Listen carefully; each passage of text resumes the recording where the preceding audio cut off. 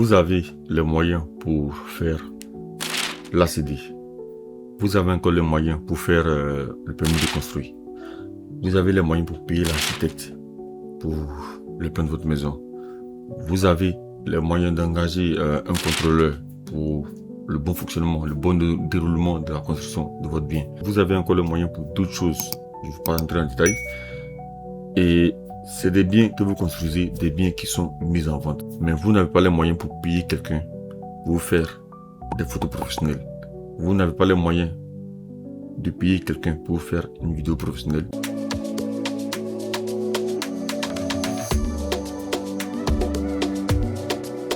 Vous n'avez pas encore les moyens de payer un droniste. Tout ça dans le but de vous aider à vendre votre bien. Est-ce que vous trouvez cela normal? C'est une question que moi je pose. Parce que je vois aujourd'hui plein de constructeurs de maisons, de promoteurs immobiliers, qui font des biens immobiliers et qui n'ont pas les moyens.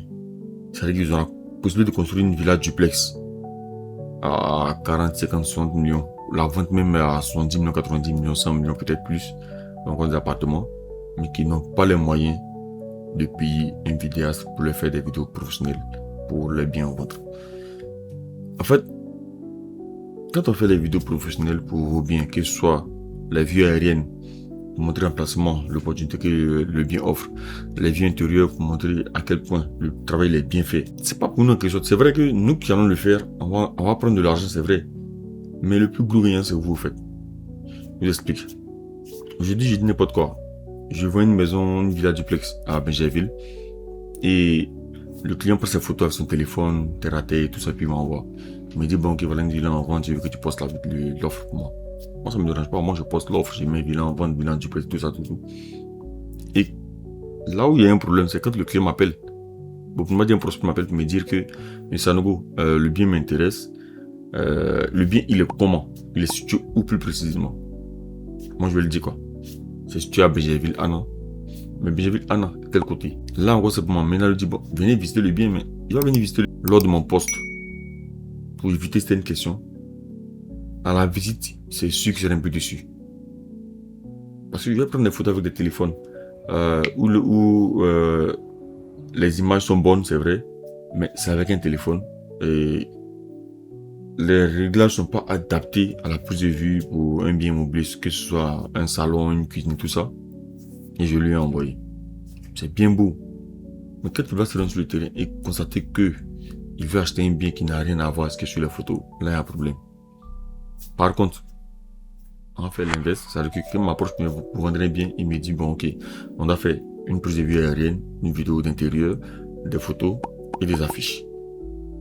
On voit qu'il dit la vue aérienne, si tu dis le bien dans un cas bien déterminé, mais j'ai vu non. Quand on fait la vue aérienne, on voit automatiquement là où le bien est situé, les opportunités que ce bien offre dans 1 an, 2 ans, 3 ans, encore dans l'effet immédiat, c'est-à-dire que les opportunités que le bien offre maintenant, et aussi le côté où on a plus d'informations, c'est-à-dire les voies d'accès, s'il est en hauteur ou c'est dans un bas-fond et tout ça. Et quand on fait maintenant la vue intérieure en vidéo, c'est pour montrer de manière concrète comment est-ce que le bien il est. Si le salon il est grand ou petit, si la chambre elle est grande ou elle est petite, puis l'espace est bien amené, tout ça, ça donne plus de détails au client. Et pour finir, même d'autres même vont plus loin. On joint souvent ça, la réalité virtuelle. C'est un projet sur lequel on a bossé, qui est en vigueur actuellement. Ça permet à votre client de visiter le bien en images réelles.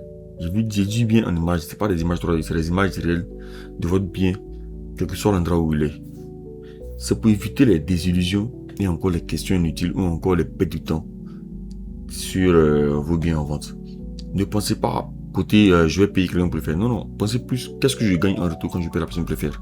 Si vous avez la possibilité de faire tout ce qui est démarche financière pour la construction de votre bien immobilier, pour la construction de vos villas que vous allez mettre en vente demain, mettez-y aussi le coût de la communication vente. C'est hyper important. Voilà, parce que ne négligez pas ce volet-là. Vous, parce que c'est un volet à négliger, mais c'est pas à négliger. Sanogo Bassouma de Global Media 225 pour tous vos projets de communication immobilière, que ce soit location drone plus droniste, des photos, des vues aériennes, des vidéos d'intérieur, encore des affiches, encore des travaux d'imprimerie. N'hésitez pas à nous contacter. Voilà, cette vidéo c'est juste pour les promoteurs immobiliers qui pensent qu'il n'est pas important d'engager quelqu'un pour faire la communication de leur projet. Voilà, il n'y a pas trop de détails, mais bon, à vous d'en juger. Et à la prochaine vidéo.